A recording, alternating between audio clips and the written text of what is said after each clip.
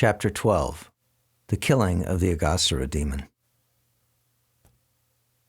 Once the Lord desired to go early in the morning with all his cowherd boyfriends to the forest, where they were to assemble together and take lunch. As soon as he got up from bed, he blew a buffalo horn and called all his friends together. Keeping the calves before them, they started for the forest. In this way, Lord Krishna assembled thousands of his boyfriends. They were each equipped with a stick, flute, and horn, as well as lunch bag, and each of them was taking care of thousands of calves. All the boys appeared very jolly and happy in that excursion. Each and every one of them was attentive for his personal calves. The boys were fully decorated with various kinds of golden ornaments, and out of sporting propensities they began to pick up flowers, leaves, twigs, peacock feathers, and red clay from different places in the forest, and they began to dress themselves in different ways. While passing through the forest, one boy stole another boy's lunch package and passed it to a third. And when the boy whose lunch package was stolen came to know of it, he tried to take it back, but one threw it to another boy. This sportive playing went on amongst the boys as childhood pastimes. When Lord Krishna went ahead to a distant place in order to see some specific scenery, the boys behind him tried to run to catch up and be the first to touch him. So there was a great competition. One would say, "I will go there and touch Krishna." And another would say, "Oh, you cannot go. I'll touch Krishna first." Some of them played on their flutes or vibrated bugles made of buffalo horn. Some of them gladly followed the peacocks and imitated the onomatopoetic sounds of the cuckoo. While the birds were flying in the sky, the boys ran after the birds' shadows along the ground and tried to follow their exact courses. Some of them went to the monkeys and silently sat down by them, and some of them imitated the dancing of the peacocks. Some of them caught the tails of the monkeys and played with them, and when the monkeys jumped in a tree, the boys also followed. When a monkey showed its face and teeth, a boy imitated and showed his teeth to the monkey. Some of the boys played with the frogs on the bank of the Jamuna, and when, out of fear, the frogs jumped in the water, the boys immediately dove in after them, and they would come out of the water when they saw their own shadows and stand imitating, making caricatures and laughing. They would also go to an empty well and make loud sounds, and when the echo came back, they would call it ill names and laugh. As stated personally by the Supreme Personality of Godhead in the Bhagavad Gita, he is realized proportionately by transcendentalists as Brahman, Paramatma, and the Supreme Personality of Godhead. Here, in confirmation of the same statement, Lord Krishna, who awards the impersonalist Brahman realization by his bodily effulgence, also gives pleasure to the devotees as the Supreme Personality of Godhead. Those who are under the spell of external energy, Maya, take him only as a beautiful child. Yet he gave full transcendental pleasure to the cowherd boys who played with him. Only after accumulating heaps of pious activities, those boys were promoted to personally associate with the Supreme Personality of Godhead. Who can estimate the transcendental fortune of the residents of Vrindavan? They were personally visualizing the Supreme Personality of Godhead face to face, he whom many yogis cannot find even after undergoing severe austerities, although he is sitting within the heart. This is also confirmed in the Brahma Samhita. One may search for Krishna, the Supreme Personality of Godhead, through the pages of the Vedas and Upanishads.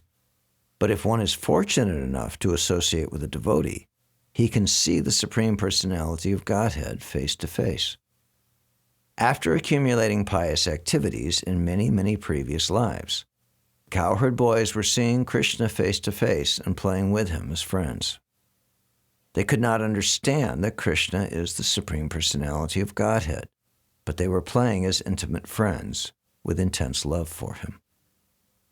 When Lord Krishna was enjoying his childhood pastimes with his boyfriends, one Aghasura demon became very impatient. He was unable to see Krishna playing, so he appeared before the boys intending to kill them all. This Aghasura was so dangerous that even the denizens of heaven were afraid of him. Although the denizens of heaven drank nectar daily to prolong their lives, they were afraid of this Aghasura and were wondering, when will this demon be killed? The denizens used to drink nectar to become immortal, but actually they were not confident of their immortality. On the other hand, the boys who were playing with Krishna had no fear of the demons. They were free of fear. Any material arrangement for protecting oneself from death is always unsure. But if one is in Krishna consciousness, then immortality is confidently assured. The demon Aghasura appeared before Krishna and his friends. Aghasura happened to be the younger brother of Putana and Bakasura, and he thought, "Krishna has killed my brother and sister. Now I shall kill him, along with all his friends and calves." Aghasura was instigated by Kamsa, so he had come with determination. Aghasura also began to think that when he would offer grains and water in memory of his brother and kill Krishna and all the cowherd boys, then automatically all the inhabitants of Vrindavan would die. Generally, for the householders, the children are the life and breath force. When all the children die, then naturally the parents also die on account of strong affection for them. Aghasura, thus deciding to kill all the inhabitants of Vrindavan, expanded himself by the yogic city called Mahima. The demons are generally expert in achieving almost all kinds of mystic powers. In the yoga system, by the perfection called Mahima Siddhi, one can expand himself as he desires. The demon Aghasura expanded himself up to 8 miles and assumed the shape of a very fat serpent. Having attained this wonderful body, he stretched his mouth open just like a mountain cave. Desiring to swallow all the boys at once, including Krishna and Balaram, he sat on the path.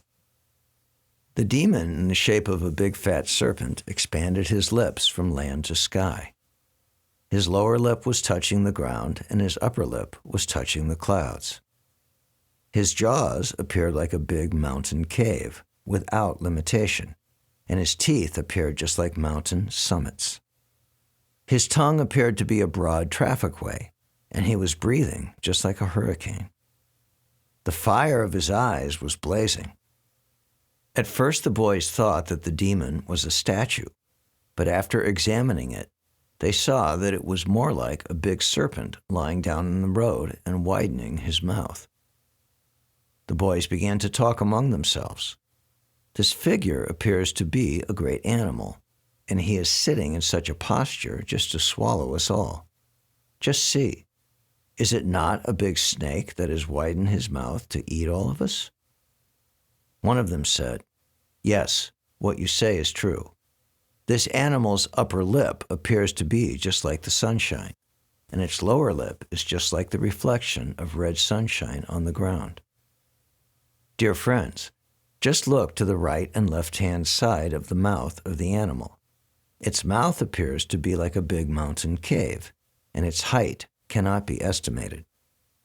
The chin is also raised just like a mountain summit. That long highway appears to be its tongue, and inside the mouth it is as dark as in a mountain cave. The hot wind that is blowing like a hurricane is his breathing, and the fishy bad smell coming out from his mouth is the smell of his intestines. Then they further consulted among themselves. If we all at one time entered into the mouth of this great serpent, how could it possibly swallow all of us? And even if it were to swallow all of us at once, it could not swallow Krishna. Krishna will immediately kill him, as he did Bakasura. Talking in this way, all the boys looked at the beautiful lotus-like face of Krishna, and they began to clap and smile. And so they marched forward and entered the mouth of the gigantic serpent. Meanwhile, Krishna, who is the supersoul within everyone's heart, could understand that the big, statuesque figure was a demon. While he was planning how to stop the destruction of his intimate friends, all the boys, along with their cows and calves, entered the mouth of the serpent. But Krishna did not enter. The demon was awaiting Krishna's entrance, and he was thinking, "Everyone has entered except Krishna, who has killed my brothers and sisters." Krishna is the assurance of safety to everyone. But when he saw that his friends were already out of his hands and were lying within the belly of a great serpent, he became momentarily aggrieved. He was also struck with wonder how the external energy works so wonderfully. He then began to consider how the demon should be killed and how he could save the boys and calves. Although there was no factual concern on Krishna's part, he was thinking like that. Finally, after some deliberation, he also entered the mouth of the demon. When Krishna entered, all the demigods who had gathered to see the fun and who were hiding within the clouds began to express their feelings with the words, "Alas, alas." At the same time, all the friends of Aghasura, especially Kamsa, who were all accustomed to eating flesh and blood, began to express their jubilation, understanding that Krishna had also entered the mouth of the demon.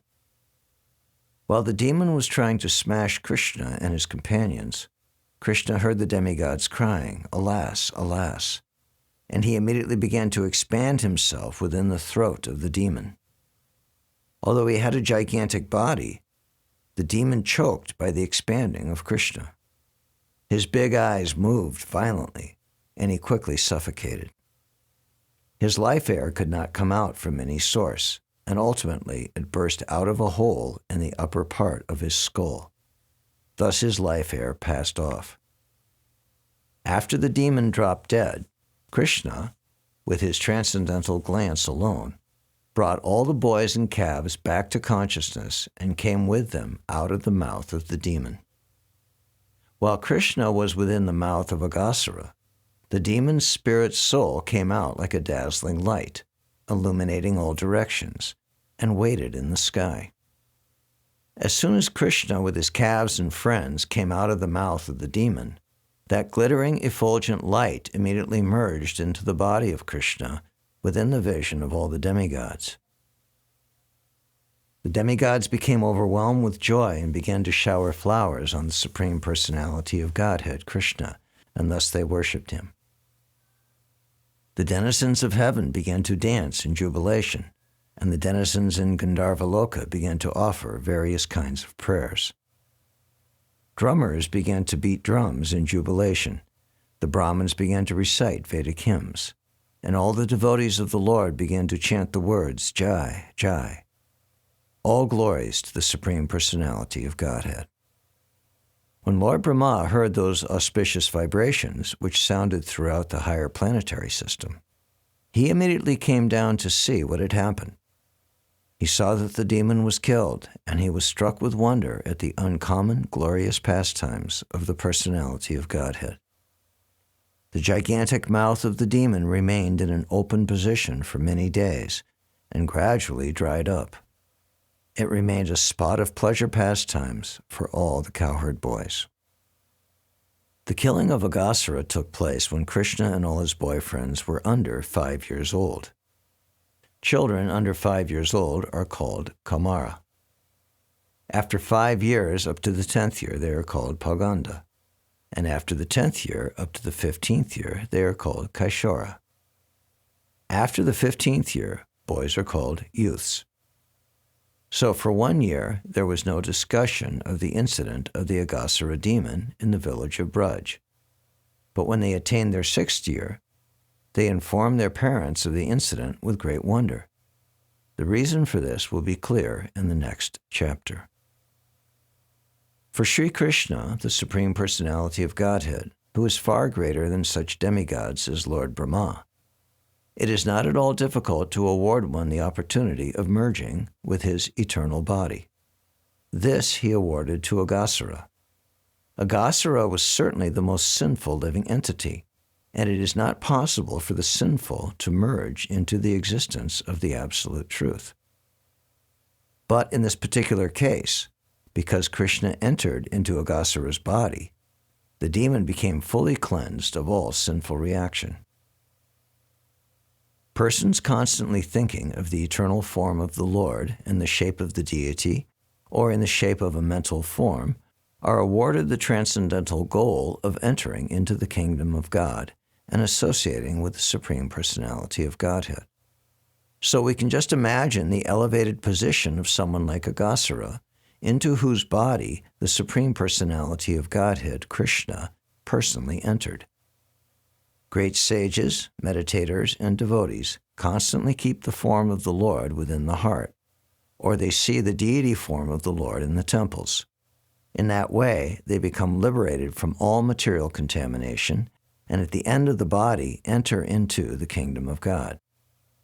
This perfection is possible simply by keeping the form of the Lord within the mind.